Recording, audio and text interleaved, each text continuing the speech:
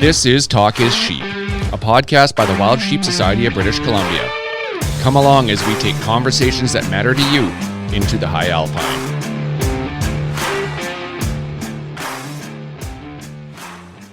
Mr. Hamilton. Don't make me talk too much. No, you are sickly. Yeah. Took 2 years to get the big COVID, but yeah, it's taking its time through the house now. So good times. Got the text from you like, do you mind doing most of the talking? Because I can't. I just keeping that mute button pretty close so I don't go into a hacking fit.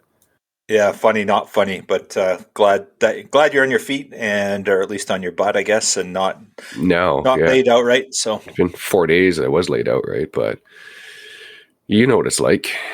You had it last year. Was it last year? I did, yes. Yeah, so good times. I've done my COVID penance. So this is a great listen. Go to Lions. Great organization, great people. We had their chairman, Jason Peak, and Darryn is the secretary, I believe. Secretary. He had a whole bunch of different terms there. Darren's just does everything, kind of like with us. He does, doesn't he? He truly is. You know, you'll hear on the show we talk about it. These two are conservation superheroes. They're giants. They both do a ton of work, and they're not. They don't hang their hat on one organization. They do a ton of work for a bunch of different conservation organizations. And throughout my conservation career, if you call it that, it's probably not the right word, but I've been inspired many times by Darryn. Just see what he does and how much he gives and how much he cares. He's just so benevolent and such a hard-working guy when it comes to conservation. And I haven't known Jason as long as I've known Darryn, but Jason, the same thing. You know, the work he does all across the board for conservation is phenomenal. Oh yeah, Darryn affectionately calls himself the fluff guy. Right? We're not going to call him a fluffer because that's a whole different term. But he's so much more than that. Like, he's so humble, and he's one of those ones that you kind of aspire to leave a footprint like he does. Yeah, doing it for the right reasons. I love hearing that word, and I couldn't think of two other gentlemen that it's more appropriate for. So yeah, we sit down with Jason Peak, chairman of the board for the Rocky Mountain Gold Lions, Darryn Epp. Both of them are board of director members, and Darryn's the secretary. Do a fantastic job for the Gold Lions. Great talk here. We talk about goats, the great work the Alliance is doing. They've grown a lot lately. They're doing some really fantastic things. Really exciting where they're going, and these two guys have been a big part of that. Absolutely, and they got some big things up this weekend. This is going to drop just as they start their version of conservation run up, right? Like I don't know what they call it. We call it Salute to Conservation, and what do they call it? They're just their fundraising week or whatever. But yeah, I'm excited to see what they got up for grabs. Yeah. So any of our supporters and listeners that are on the show, check out the Rocky Mountain Gold Lions. Think about picking up a membership. They're, again, a great organization. They're looking after goats, just believe in what they're doing, and mountain species. They take great care of them. So you can get a membership with them, but they have their, as Steve mentioned, their auctions going from the 21st to the 27th this week. So get on there, bid some stuff up, buy some stuff, and just support a great organization. And you're going to find some cool stuff that you're going to be able to take home with you as well while you're at it. So on that note, a huge thank you to all of our supporters, donors, members, everyone that made our Salute to Conservation possible. A fantastic weekend for fundraising, just such great support. And thank you to each and every one of you for making that event possible. We awarded $150,000 in prizes through our Wild Sheep raffle. Oh, yeah. And we dropped 3 new raffles. So we've got our what is it? It's a Dull sheep hunt with Kusawa. And then we've also got 2 raffles. We've got a Zeiss raffle, an optics package, and a Stone Glacier raffle. So Stone Glacier, our conservation partner, we've done a raffle. This thing's going to sell out fast. So if you're thinking you might want some tickets, you better get them now because they're not going to be around long. Like, what are the odds lightning's going to strike twice and I'm going to win like another hunt after this past Salute to Conservation win? Dream on, young man. Dream on. Hey, so I can always try. Yes, you can. So with that, what does Jason call it? The bastards of the mountain. With that, we're off to episode 67, Rocky Mountain Goat Alliance. Jason Peak and Darryn Epp. Enjoy the listen, and thanks for tuning in to Talk of Sheep. If we told you tomorrow that elk, black bear, and bighorn sheep were next, would you speak up? Wildlife needs to be managed by science and not by emotion. And you don't have to be a hunter to take part in this movement. You just have to want sound management of our wildlife in BC. Go to wildsheepsociety.com/act now to use your voice and demand that BC not use our wildlife as pawns in a game of social management. Act now. Or the things that you love could be next.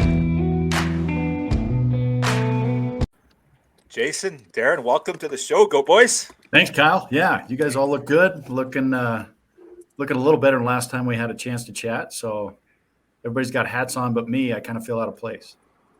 Well, you're looking pretty officious, but being okay. Now, I don't want to mess this up. It's not president. You're chairman, aren't you? Yeah, chairman of the board of directors for the Rocky Mountain Goat Alliance. Fantastic. Yeah. So, okay, I got to get the terminology right. And Darryn, let's get the official. I think I called you something I shouldn't have last time either. So I'll let you do your official introduction as well, please.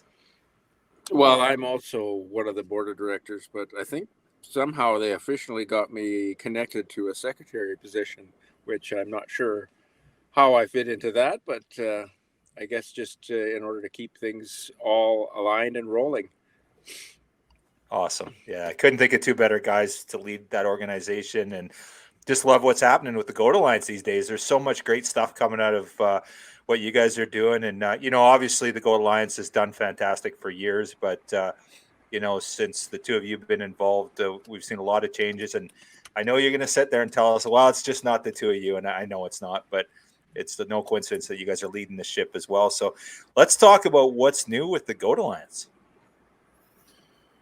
Yeah, we got, it's just talking to one of the other directors this morning, Becky Martello.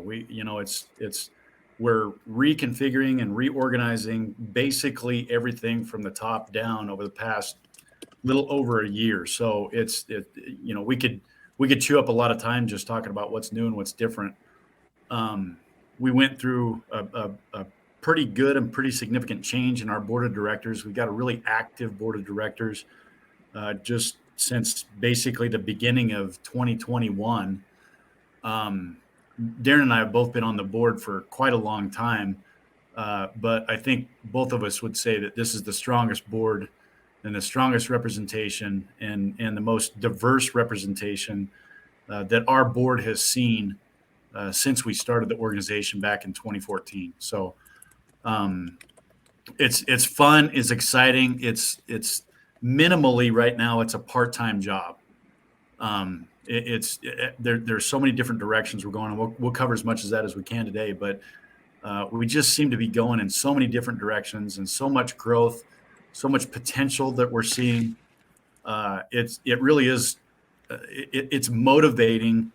It's hard work. It's at times it can be thankless work, but at the end of the day, it's fun work because we're reaping the benefits of quite a few years of hard work behind the scenes, and now we're starting to see it kind of flourish, and our numbers are increasing, our footprint is increasing, our reach with our resources within the organization.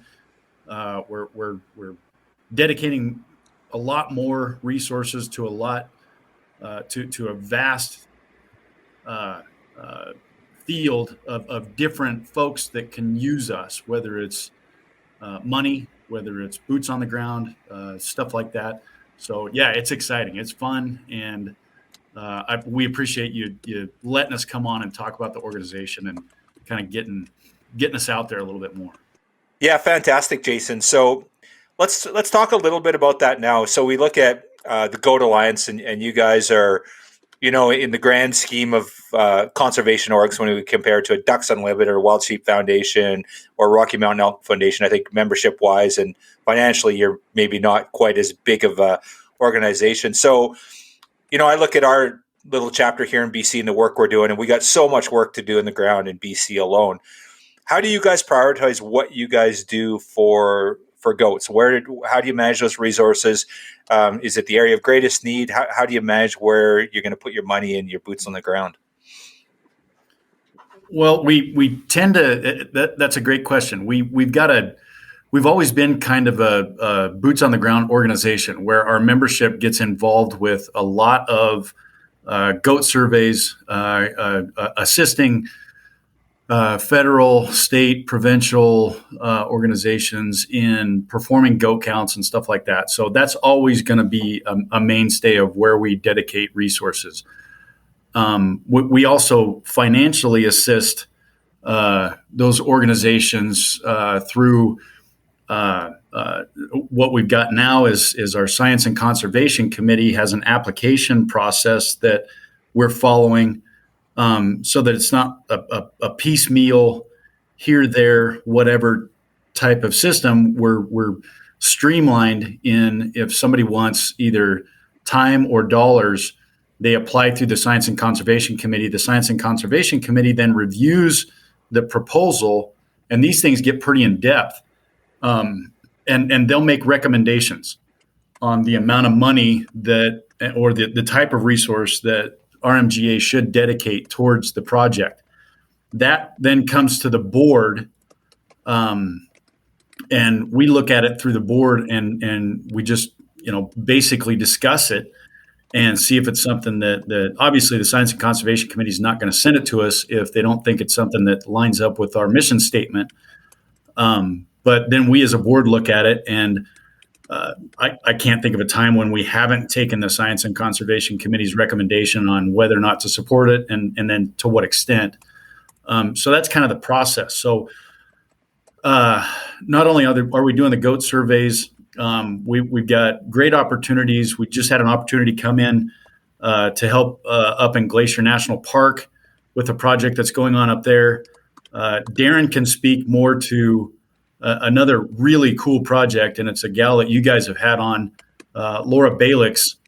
A couple weeks ago, she just sat and Darryn was able to attend, and I think you did too, Kyle, her master's defense on her project. That's a cool story. That was an easy, no-brainer project to help fund, and that was kind of, the money from us kind of trickled down through the BC organization down to her to help partially fund her project. But that's the kind of stuff we're looking for, and it's a fun process to sit and watch, because we're taking resources that we're getting from all these efforts, and we are channeling it to mountain goat specific projects, whether it's a government project, a private project, stuff like that. So that's sort of our procedure, and it's much more streamlined. It's much more efficient, and I think it's easy. It's easier to access by the folks that truly need the money. Yeah, that's awesome, Jason. So maybe let's dive into that a little bit and talk about some of kind of the big projects that you guys are focused on, or sort of the major ones that you're working on. You talked about Glacier National Park. We can talk about that, or we can talk about Cathedral, the Lori Balix study. But kind of what are the big ones that you guys, I know you guys have been involved with a bunch of transplants and stuff like that too. So I'd love to hear kind of what your main projects are that you guys are working on, currently or recently, I guess, or maybe coming up too. Yeah, I think that's a good opportunity for Darryn to kind of highlight what Laura did, because it's such a cool story. Well, the crux of what she was looking to defend in her thesis was the helicopter and human interface in Cathedral Park, trying to understand the potential conflicts that exists and the impacts to goats in that area, which obviously didn't have any hunting pressure, so it was a fairly consistent place to do or perform such a study.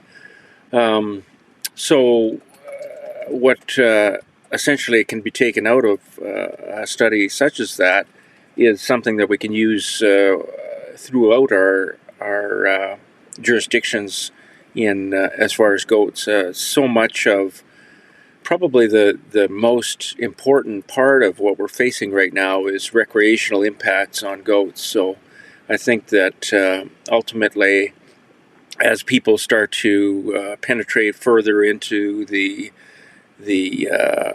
nature to get what they need out of life and to recreate, they're going to probably start to influence wildlife in general at a larger pace. And if we can understand more about what that impact looks like, we have an ability to at least control the way that we do that, whether it be controlling winter activities in certain areas where there may be either sheep or goats in their winter range, or stuff like that, so that we kind of protect those very sensitive areas. Yeah, for sure, Darryn. It's interesting with Laura's study there. One of the things they were doing was, I think they were trapping and collaring some of these goats. And can you tell what their traps were like? I'll let you spill the beans on that one. It's such a cool story.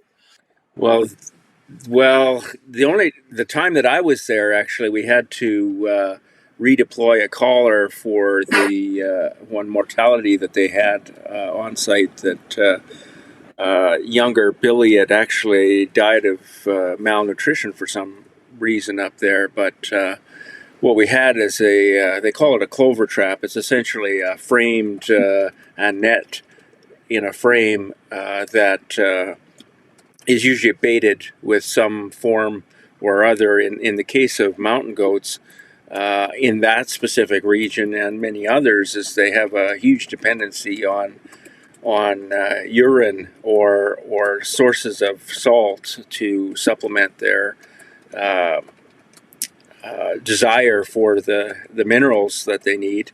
And so they had salt blocks in that particular one, and they always seem to top them up with a little bit of fresh human urine just to make it the best trap it can possibly be. It's a hilarious story, but yeah, it was interesting when we did that podcast with Laura. She was talking about how quite often that there's a lot of human goat impact areas where these campsites, because there is so much urine, people they're trying to get these campsites established and stuff, and people use the facilities, but invariably somebody wakes up in the middle of the night, goes out and pees, and then the goats there licking it up in the next morning. So there's always this interface where they're always running into issues with that. So I always thought that was a fairly interesting story. But Darryn, would you mind talking a little bit about that cathedral study? And I don't think from what I got out of Laura's thesis, it was a lot of the impacts of aerial stuff and concerns around that. Can you talk to that a little bit more about what the study itself was primarily focused on? Well, like I say, it was to substantiate the human and goat interface, primarily due to that need or that desire for goats to be attracted to humans because of salt sources. But in terms of the helicopter one, that's a huge one, especially in some of these mountain areas that have so much recreational impact from helicopter skiing and such, or helicopter logging. So unfortunately, it was a little difficult in that particular study she was involved in, because the trying to synchronize the timing on the collar data with the in that particular park, there's a training a helicopter training facility that uses the park and has under some grandfathering clause, and it was hard to get that data synchronized between the two individual requirements. So unfortunately, I don't think it got quite the results, or the data was hard to quantify because of that. But it certainly did lend itself towards. The cool thing is, this is a dog-friendly podcast. Was that Rocky, or who was that? That was both of them. We Okay. had a That's visitor out here in the desert, so okay, so very cool. So on your studies then, with regards to the work you guys are doing, what would you say then, like we talked about this human interface, and obviously these are all human impacts.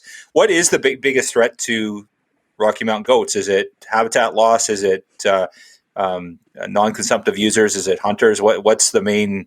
Well, we know it's not hunters. Who are we kidding? But what's the main threat to goats? What's on your radar? Like if you had to fix one problem for goats, what would it be? And kind of how you guys addressing those issues?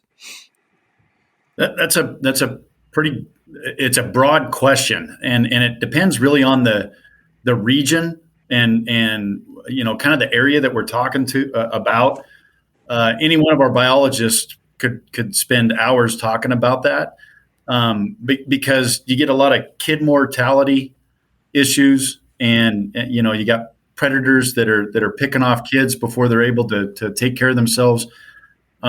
You've got some human interface issues like Darryn just talked about, and what Laura was researching. And quite frankly, it's like we've talked about before. Rocky Mountain goats, they kind of have they're the bastards of the mountain, and so sometimes in some places it's the federal government or the state governments that are their biggest enemy. So and we can talk about that, like the Grand Teton issues and the Olympic National Park issue. So it really does kind of depend locally. Disease is another issue.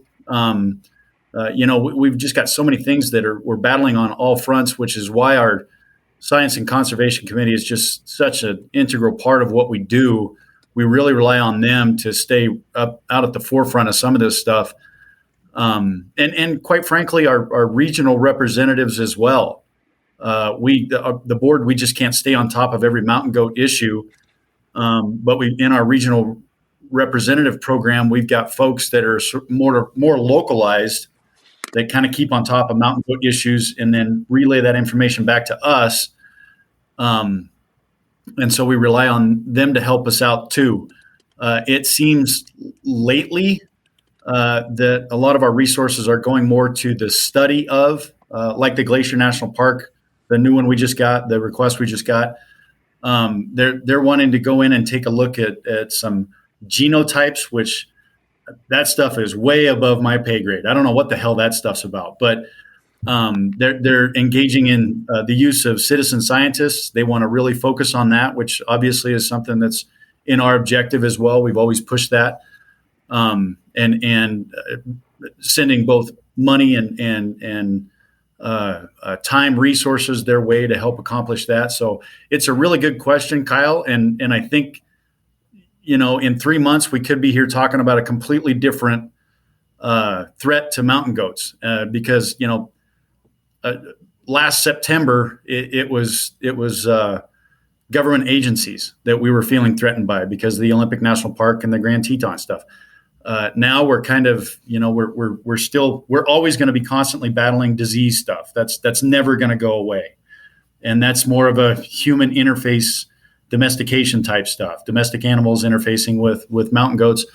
And Laura just showed us how even inadvertent stuff like helicopter flights can impact mountain goat movement and possibly pushing them off of winter ranges or stuff like that. So it's a constant battle. It's a great question, and I wish I could answer it thoroughly, but it seems like it's always changing, and our target's always shifting to a different area. Yeah, I think you did a really good job there. Put a tough question out to you, and you touched a lot of the bases there, Jason. It's cool. So, do you mind if we dig down a little bit? You talked about Grand Teton and the Olympics and government agencies. Can we just dive into that a little bit and get a little bit of background for our listeners on what happened there? That one's really interesting to me, and it's interesting because we have two competing ungulates, right? It's an interesting in that regard. So I want to hear kind of your guys' overview on it, and it's such a difficult issue. And that's why the regional biologists and wildlife managers make the big dollars, because they got to make some really tough decisions some days. So let's jump into that if one of you guys want to touch on that for us. Yeah, Darryn and I have kind of been involved since day one with the Olympic National Park and the Grand Teton stuff, and sometimes I think probably me more so than Darryn, but I do kind of get hot-headed about this a little bit, because it's mountain goats, and so anytime there's eradication of any mountain goat, it just kind of gets under my skin. So anything I say from this point on, please remember, I really do love the government agencies, and I know they'd work really hard, and they're not going to make everybody happy all the time. But that being said, the Olympic National Park issue was one of the first ones that popped up for us, where it really smashed us in the face as an organization. And we really had our hands tied. There was really nothing that we could do to save that population of goats that were up in Olympic National Park. The best we could do was minimize the loss. It seemed like it was almost too little too late by the time we really got involved. The general idea was that Olympic National Park, they had goats in there considered, I guess, non-native, for lack of a better term. There was an issue with the national parks that they're supposed to be kept in their pristine and original and natural state. With mountain goats, they wanted to get them out of there because of the issues that were sort of being faced by other native species and native plants and stuff like that. The problem became there were so many mountain goats up there and the terrain was so tough that it was next to impossible to gather them up, transplant them, and get them out to states and places that would like to have them on the time frame that was provided. And quite frankly, I'm sure some of the spots were just going to be so hard to get to mountain goats that capturing them and transplanting them was going to be it just wasn't an option. It was too dangerous, and it was too crazy to try to pull that off. So they went through, and I think they went through their first round and got rid of as many as they could. To a certain extent, we were, I think we were allowed, and Darryn can correct me if I'm wrong on this, but I think we were able to at least salvage a little bit of conservation resource out of that by being allowed to access certain animals and not just leave them up there for dead and let them rot away. So that's kind of the Olympic National Park issue in a nutshell. It really was tough to watch. And, when your hands are tied like that and you really can't do anything about it, it's frustrating. And I think that's where we all were with RMGA, was we were just frustrated that no matter what ideas we were throwing out there, they just weren't either plausible or they just weren't going to work at all, given what we were dealing with. So, Jason, can we dive down a little bit deeper in the hole even yet? And so I guess from my understanding is part of the issue is it's not, quote, non-native terrain to them, and they were kind of impinging on habitat for wild sheep and other ungulates as well? Or is that the crux of the issue there? Is that why and obviously you said there was effectively too many, they've been so successful there, but is that the problem or is there other issues as well? Yeah, it's something along those lines. Now the Grand Tetons, the Grand Tetons, that was more of a sheep and goat interface issue. My understanding is the Olympic National Park was more of a resource issue.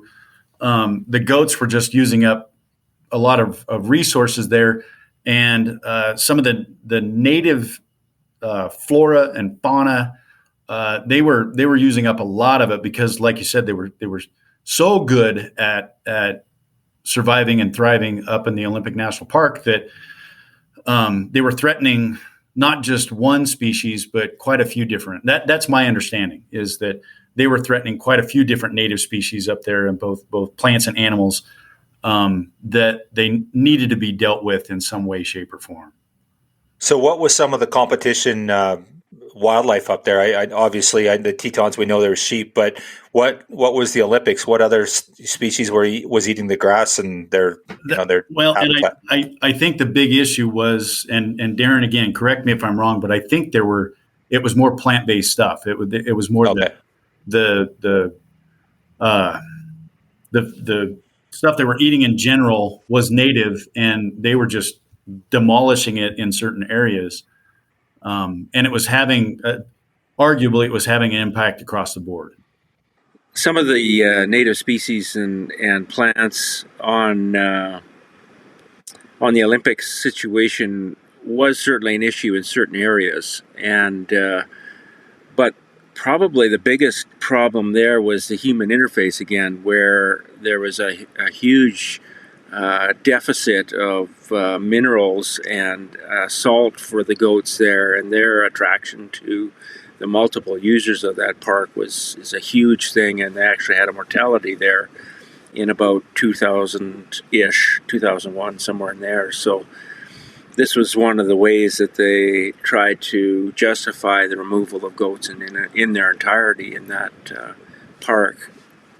Some people think that they could have probably locally managed that a little better, and then probably not had to eradicate the entire group there. But at least we did get in and around 400 goats to another area in the northern part, the northern Cascades of Washington. So it wasn't totally a loss in that case. There was 400 animals transplanted? Yeah, approximately 400 over 3 years, I believe, that they moved off there before they transitioned to helicopter removal. Wow, that's impressive. That many goats, that's really fantastic. It's unfortunate, though, because clearly that is perfect terrain for them, perfect habitat. It's obviously they belong there, even though they're non-native, I guess. But yeah, that's really unfortunate that they removed them. Okay, so let's transition then. So let's talk about some of the other issues that you guys are dealing with. So you've kind of there's the Grand Teton and Olympics that you guys have dealt with. That's been a big one for you. What's on the radar now? Do you want to talk a little bit about the Glacier National Park? We touched on it, but is this a new program for you guys, a new coloring study, or is this something that is it just on your books, or you guys approved it and this is a project you're doing? And what does that look like? Darryn, did you have a chance to read the proposal yet? I mean, we literally just got. Yeah, we just got this thing, I think, day before yesterday. So it's literally hot off the press. The Glacier National Park, the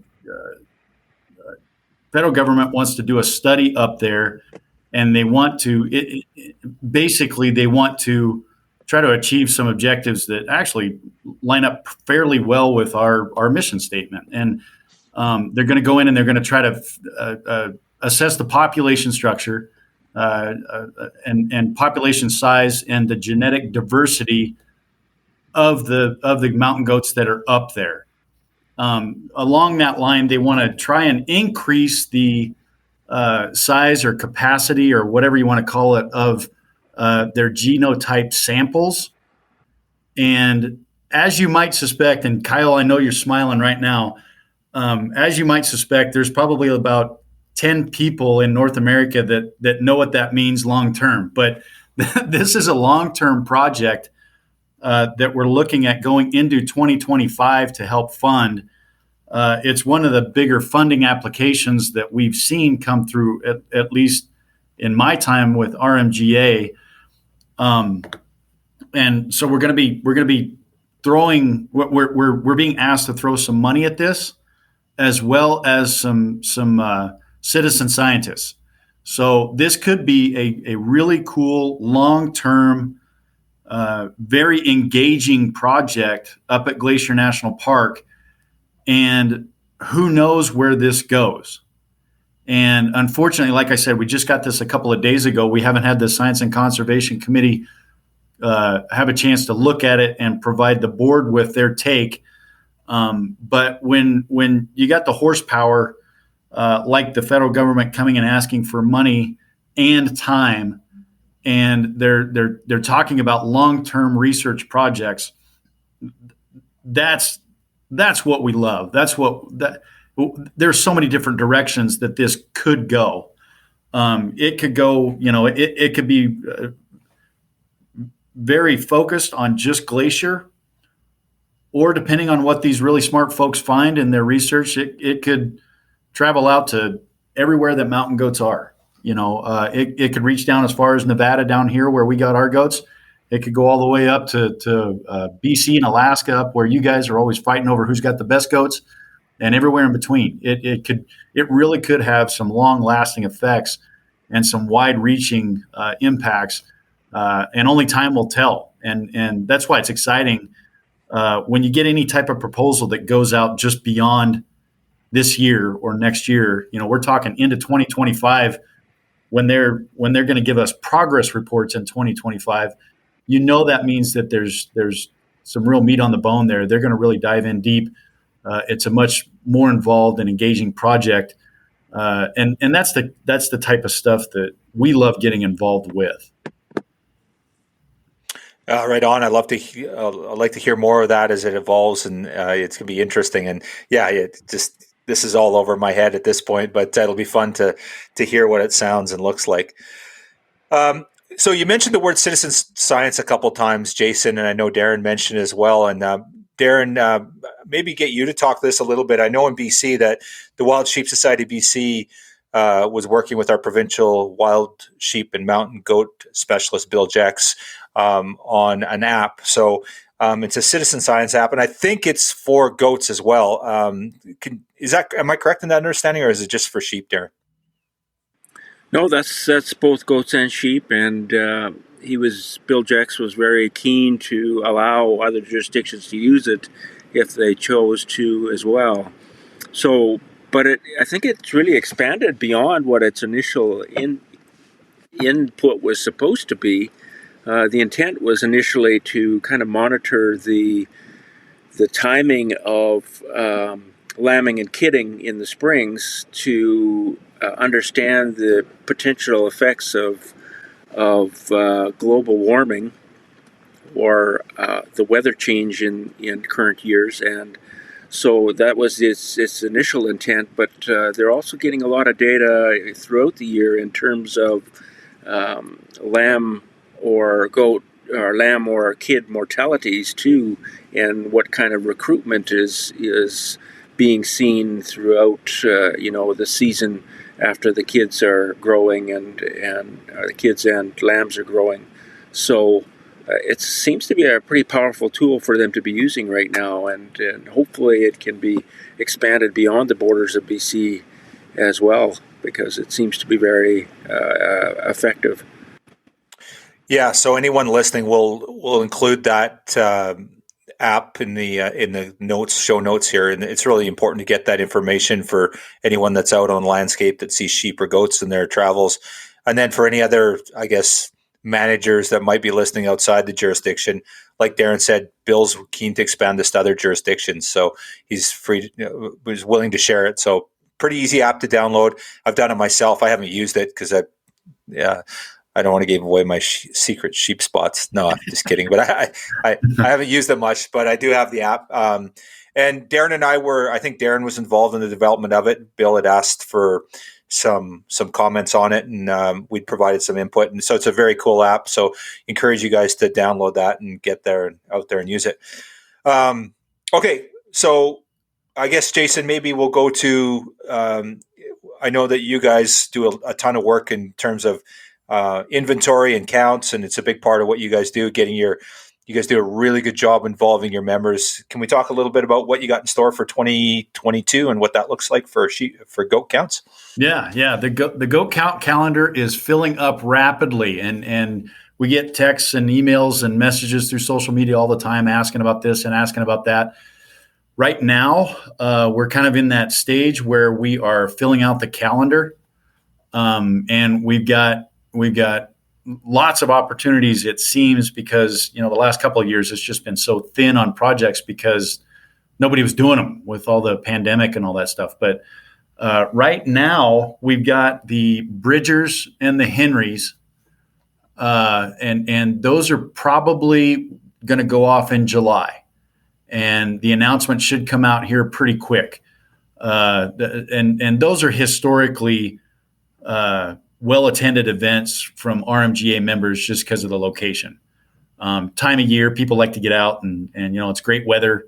Get out, stomp around, look at some goats, camp, have fun with a bunch of people that you haven't seen in a couple of years. And so those are usually well-attended events. Not much advertisement needs to go into those because they're just so popular. But we're looking at, as early as August, getting involved with Glacier National Park and starting with that project up there. We don't have firm dates on that yet, but it looks like we're trying to earmark August for Glacier National Park. Then we are still in the process through our regional representative and the BC folks up your guys' way of getting involved in that Ilaho. Is it Ilaho or Ilaho? Ilaho, yeah. Ilaho, yeah. Ilaho area, kind of coastal BC.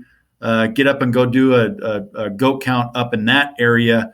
Still working out dates. Don't quite know when that's going to happen, but that's on the horizon as well for us. So stay tuned with that one. Those are always fun. Anytime we get to come up and spend time with you BC boys and girls, it's always a blast anyway. But especially if we can do some conservation on top of the drinking and other chicanery that goes on, then yeah, it's worth the trip. We've got potential stuff that we're in the works with, one in Colorado, maybe Wyoming. There's always the potential to go do a little bit of work in Utah. Utah is another area that we'd like to do some more projects in and get some better ideas. They've got some decent sized goats in Utah. There's some question as to real population numbers in certain areas. So maybe we can get something put together there and help out a little bit. So yeah, that's we're rounding out our calendar. We're trying to plug in dates and make sure everybody's aware of them. And again, thanks. I can't thank our regional representatives enough for out there just pushing the phones and getting the ear of the right person to be in the right place to help with the surveys, and then turn around and have our membership and anybody else that wants to get involved, get out there and go look through the glass and hike around and see some animals and have fun with that stuff. Oh, right on, Jason. So, talking about sheep numbers, I think this would be a good opportunity to talk a little bit about historic sheep numbers. Goat numbers. Where do we see how are goats doing? Like, what are their current situation? What are they? How are they rated in terms of their conservation status? And historically, are we high numbers, low numbers? Just kind of plodding along where we sit with all that. Yeah. I think that's again, it's one of those more of a geographical location type question, but across the board, it seems like mountain goats are pretty healthy. They're pretty well established. Anybody that's been around mountain goats, how hardy they are.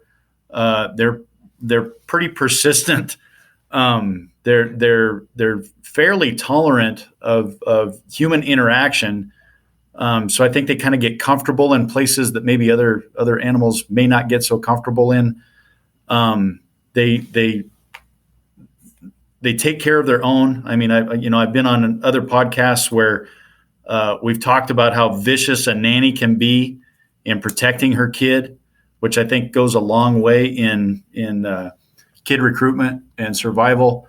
Nannies are fun to watch when they got a kid. Man, they're just tough as nails, and they're as mean as a snake, and they'll do anything to take care of their kid. So, and I think in small part, I'd like to give ourselves more credit, but I think at least in some part, I do think that our hunter education program in identifying the sex of a billy and a nanny, the difference between the two, I think we are having an impact on when hunters go out and they realize that taking a nanny is a huge hit to the entire herd.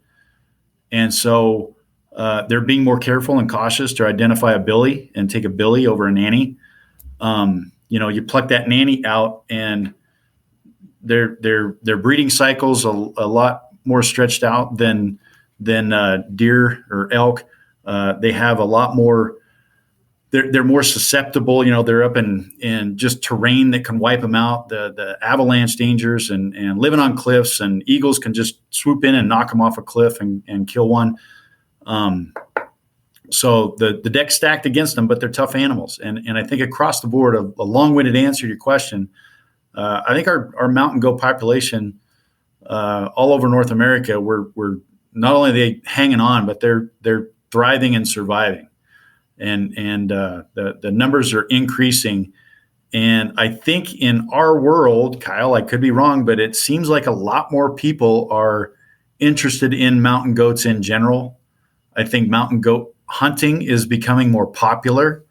And I think, personal economics plays a little part of that. But people are starting to recognize that mountain goats are actually pretty cool animals, and they live in pretty cool places, and they're pretty fun animals to hunt. So I think the conservation efforts are there more. There's more resources getting dedicated to it. So we're seeing Rocky Mountain goats they're not just surviving, they're thriving. They're doing really well in the grand scheme of things, as long as the federal government doesn't send helicopters in to go blow them up. Yeah. That's a whole other recurring podcast for theme New there. Zealand, I suppose. Yeah. Yeah, well said, Jason. And hats off to your team at the Alliance. I think that you guys are doing a lot of amazing things, but I have to agree with you. Your education component has been fantastic. The sexing stuff you guys do on your social media, and you have such a strong social media following anyway. You guys do a fantastic job.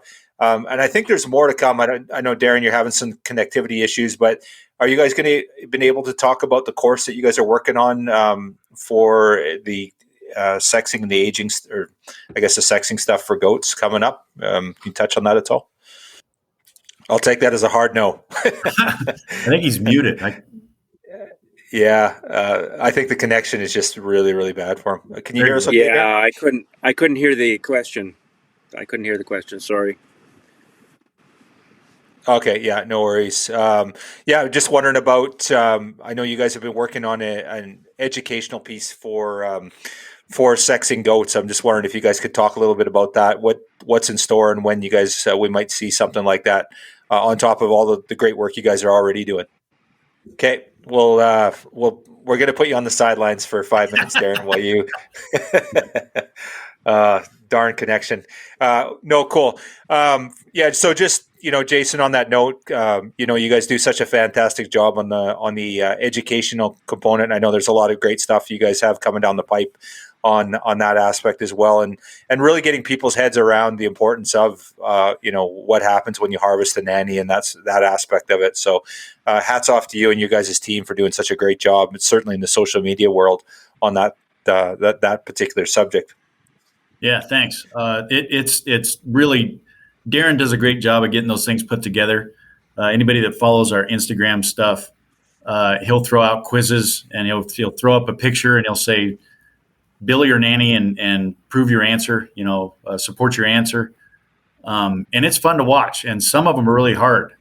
You gotta look, and sometimes you can talk yourself into something being a young Billy or a nanny or whatever. And it's fun to look at those pictures and follow up. It gives you something to do a couple of days later when the answer comes up. Darryn does a great job in putting all that stuff together. Yeah, that's awesome. Okay, let's segue a bit here and talk a little bit about fundraising. What's on? So you guys, we talked about your advocacy, your education. We've talked about your projects. Let's touch on fundraising. What do you guys got? How can people get involved? How can they get you some money? If somebody wants to support you, how do they do all that? Yeah, we got a lot of irons in the fire there. As always, the sponsorship side of things, we've got great support from corporate sponsors and individual sponsors. We've got membership levels that consistently provide resources to us to allocate to projects. Those are two biggies. And on the sponsorship side, we will see folks donate product for our auction. And just like you guys are doing, we've got a online auction that's kicking off here pretty quick. Everything's up, everything's loaded up and ready to go. We just got to hit the button and off we run with our auction items. So we always have great stuff, and it looks like you guys really knocked it out of the park this year, and we're hoping to at least try and keep up a little, at least keep you guys in view with our pace that we've got. But we've got our auction stuff, and then we've got the big get that we had from last year that sort of trickled over into this year is that governor's tag from Colorado. Our former development coordinator, Ross Bruno, basically took on the laboring oar and put us in for put RMGA in for the governor's tag for mountain goats in Colorado, and we were awarded the opportunity to auction that off. And this year we hit a record high on the number that we got for the tag, and we've got that for a few more years coming. That added in a weird way that one tag added legitimacy to our organization. It showed that government agencies, not only are they coming to us ask for money, but they're coming to us to ask them to help them get money in their doors as well.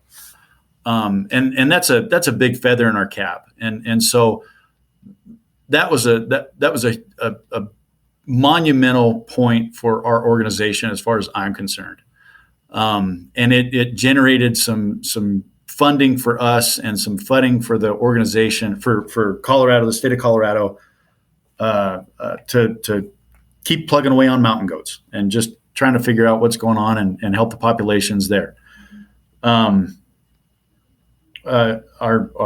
sponsorship stuff, again, we've always got folks that come in and, you've got great sponsors that'll write a check to you and say, keep us updated. Let us know where you're spending it. We'd love to have quarterly reports from you.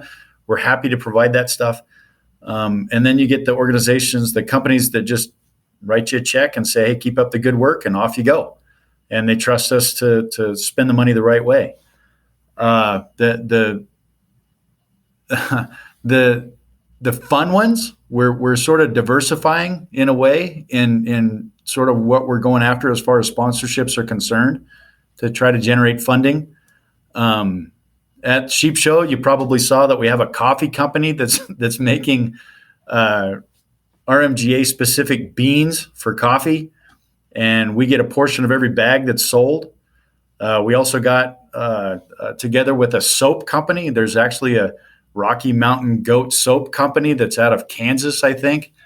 And they make soap. And so we branded some soap, and we get a portion of the proceeds from that. So we've got all kinds of different ways and methods that people want to support us. And we're working through a lot of that stuff. We have to protect our brand. And that's one thing that the board we've been very cognizant of is we don't want to just slap our logo on anything and everything.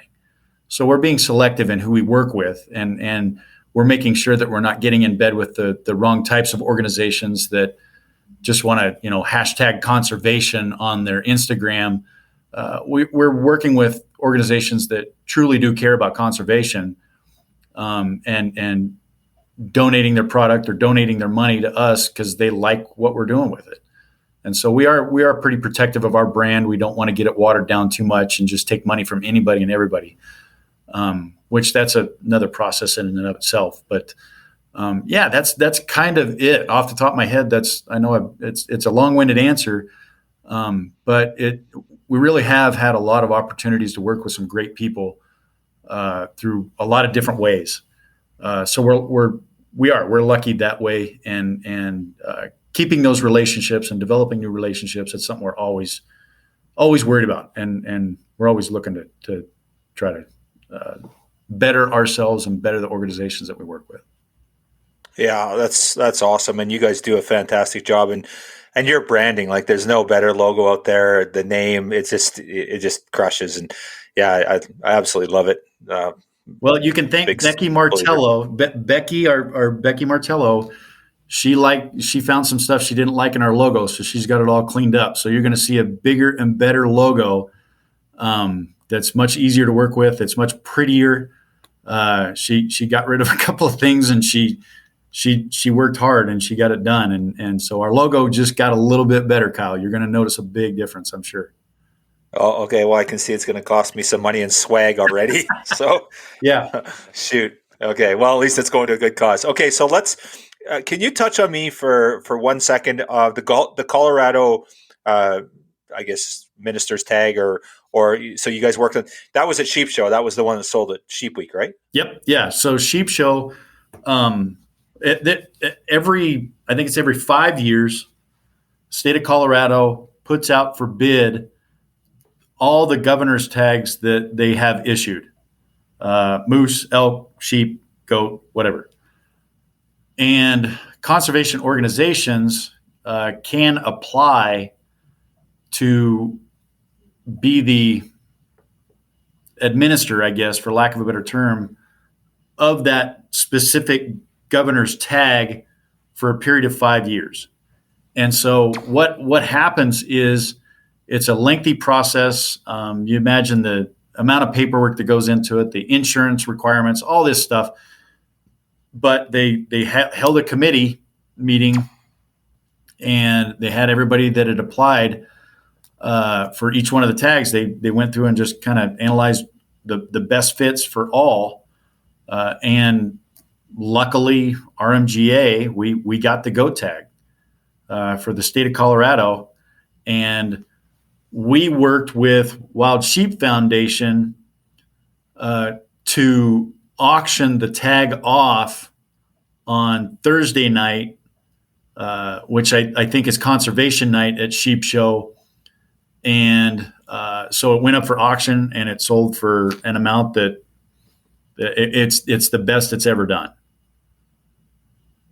That is awesome. So where I'm going with this is, why the hell doesn't every freaking jurisdiction give you guys a goat tag? You know, hey, listen, it's been when Pete Munich, when he was the president, he and I had talked a long time ago about maybe tracking down these types of tags. And, you know, a lot of states give away, well, not give away, but a lot of states will offer up a governor's tag or something along those lines. They can call it a heritage tag or a governor's tag or whatever, depending on the state. But the state of Washington, for example, Washington's got one. I think British Columbia, and you guys know better than I do, I think British Columbia is considering doing one. I don't know if they have one yet, but I think they're considering doing one. From our perspective, RMGA is a perfect fit to help auction those tags off. And because the money is going to stay with goats, no matter what happens. Wherever we auction it off, a portion of the money is going to go back to the state or province that issues the tag, but our cut of the money is going to stay with goats. And I think that's one of our biggest pitches, and I think that's something that the state of Colorado looked at pretty hard, is the extent to which the money that was going to come in off the tag was going to be earmarked for that specific species. Yeah, that's awesome. Well, I'm fingers crossed that there's 7 at goat or Sheep Week next week. 7 goats up for auction. That'd be fantastic. Yeah. Now you guys have done some in-person stuff. Like I think, you had something down Stone Glacier a couple of years ago and stuff like that, where you had some, just, I think it was a pint night or something like that. Do you guys still doing stuff like that? Or is there, I know a lot of your stuff now is the volunteer work, getting together to do the counts, but do you guys ever do any of that stuff anymore? Or will there be a goat show? Is there a goat show coming up, or what's the plan there? That's a good question. And we just talked about it at our last board meeting, trying to find a way to gather mountain goat folks in one location. We discussed maybe having a virtual event, maybe an in-person event. We're sort of in that weird spot where we're not big enough to maybe have our own elk camp or sheep show or something like that, but we're big enough that if we did have a centralized location, we would maybe have to tie it to another event, like sheep show or total archery challenge, or something like that. That it's something we're discussing, and it should happen. Talk about an event. It would certainly cause a lot of law enforcement officers, I think, a lot of heartache going into it for sure. Yeah. But I think it's something definitely that we're talking about, especially coming out of the pandemic. I think everybody's ready. We're all ready. We saw it at Sheep Week. I mean, Sheep Week was busier than I thought it was going to be, and it made a ton more money than was anticipated. Another record year. A lot of the other conventions, they seem to be kind of doing the same thing.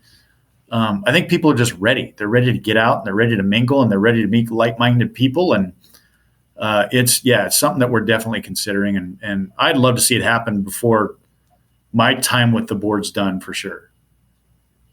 Yeah, right on. Awesome. Well, keep us posted. You got my vote. I'm coming if you're doing it. So good. Cool. All right. So let's talk. We talked lots about conservation, about putting goats on the mountain. Let's talk about taking them off. Let's talk about, I know that you tagged along with Adam Foss on a goat hunt, because you came up to Jurassic 2 years ago and had a great weekend. And then you and Adam were taking off. I think you were his guide, not jokingly, but you were along with Adam to watch him. But you've hunted goats in BC, I believe, haven't you, Jason? Yeah. And that was actually, that hunt with Foss was my hunt, and Adam had to carry me. So no, he was the head honcho. That was a great trip. And I've got nothing but fond memories of hunting goats in BC. And I think this year I'm going to try and go do it again. My stone sheep hunt may fall through, it looks like, but if that's the case, I'm going to find a goat hunt to go on. And, there's such great outfitters up your guys' way that it'd be stupid for me not to, bend an ear to, and there's always going to be an opportunity to get out on a mountain and go chase some goats. I would love to do that February hunt one of these days before I'm too old and infirm. Slap on the crampons and go do some really dangerous, stupid stuff and try to get an arrow in a billy in the coldest conditions I can imagine. I'd love to do that too. That's on my bucket list to do. Getting them off the mountains a heck of a lot more fun than most people realize. They're neat animals. They're cool to be around. I think for me, and I've talked to a couple of the old time guys too, mountain goats seem to be tailor-made for archery hunting. They're in just some great country. They're up in these giant cliffs, and you got a lot to work with when you're getting in on them. And, they're more tolerant than sheep are as far as letting you kind of get into their space. But they're just, I can't think of another animal that's better suited for backpack archery hunting than mountain goats. And so it's just, it's such a fun experience, and you get to see some crazy places and you get to witness some crazy stuff. And I can't think of better people. You goddamn Canadians are just so much fun to be around and have so much fun with it. And your high tolerance for pain, and your sense of humor and everything else combined, it just makes everything all that much better. So, right on. So it sounds like your favorite animal to hunt is goats then. Well, you know how it goes. It's my favorite animal is whatever's in season. But Yeah. if I had my choice, it's mountain goats they're just fun. You can't describe it. It's a different experience. You got to have your head on your shoulders. You got to have your wits about you. You got to be able to shoot really well. Uphill, downhill shots. Those are so challenging. They're hard to practice. You pack your pack a little differently than you would for some other hunts. It's just it's just an all around really unique experience. And I can't think of a better way to truly experience backpack mountain hunting than just to march up after a billy. Mm-hmm. Yeah. Yeah. And they're some of the most demanding territory in the world for sure, especially if you're doing that February hunt and, minus 30 and, slippery and avalanches and 100 other things, right? Yeah. It's, I don't know why, but that one's always been one of those that it's on the bucket list for sure. Cool. Well, we touched on a bunch of stuff here, and there's so much more. And I could take you guys. We could talk all afternoon, and I'm not going to do that to you. I appreciate you taking time out of your day. But I guess before we sign off, if people want to get involved, you guys are doing great work. I'm a huge supporter, life member. I love what you guys do. Just a privilege to be affiliated with such a great organization. So if people want to get involved, how can they get involved? What do they need to do? Where do they need to go and get signed up as a member to support the great work that you guys are doing? Yeah, it's just on the website. It's goatalliance.org. Take a look at the page. We're in the process of maybe tweaking that a little bit and updating a few things, but our membership stuff is right there available on the left-hand side. We're a transparent organization. Everything you need to know about the organization is right there on the website. All our projects, all our conservation efforts, even our bylaws, I think, are on there, which, how many organizations have their bylaws up on their webpage, but everything right there you need to know about the organization is on goatalliance.org. We've got yearly memberships. We've got 3-year memberships. We got life memberships. And if there are other ways you need to figure out how to get involved with projects, that stuff's posted on the website, or you can go to our social media page, which is just Instagram. It's Goat and keep updated there. We're always posting about what our next project's going to be, or where we're going to be going, or what's on the horizon for us, who our sponsors are, all that stuff. So, yeah, those are the best places to start for sure. Fantastic. Well, Jason, Darryn, I just want to personally thank both of you guys. I first of all, like I said, the Goat Alliance is doing fantastic work. It's exciting to watch what you guys are doing. I love just keeping an eye on where you're going and what you guys are doing. It's really exciting to be part of that journey and seeing what you're doing and where you guys are taking it. But then I just want to say to both of you, Darryn, you've been heavily involved with the Wild Sheep Society of BC as a wild sheep ambassador. And I know that your work doesn't stop with the society. There's probably a dozen other organizations that you support heavily day in and day out throughout the year. Jason, I know the work that you do for the foundation. I've had the privilege of working with you in the Wild Sheep Foundation and the RAM Awards and all the other stuff that you do. And the list goes on and on and on. And I won't do it justice today. So, kudos to the Alliance, but you two as well. I don't usually give such a shout out, but you guys do such a fantastic job, and we're really, really grateful for everything you do for conservation for all species. So thank you both. Yeah, thanks for saying that, Kyle. Appreciate it. Does Darryn get one word in edgewise here? Yeah, I think I reconnected, and I'm good for 2 or 3 sentences. That you're obviously a very good example for the rest of us as well. So I appreciate being able to share in the conservation world with you. I appreciate it, gentlemen. And we had issues with Jason's connectivity on the last one, and this one we're having issues with you, Darryn. But we got some stuff out of you, and appreciate you guys taking the time today. And again, thanks for all you do. And we'll be sure to share your guys' auction and stuff, and we'll make sure that we're there supporting you guys and making sure we're getting those goats on the mountain. So thank you both. have a wonderful day and appreciate everything. Appreciate it, guys.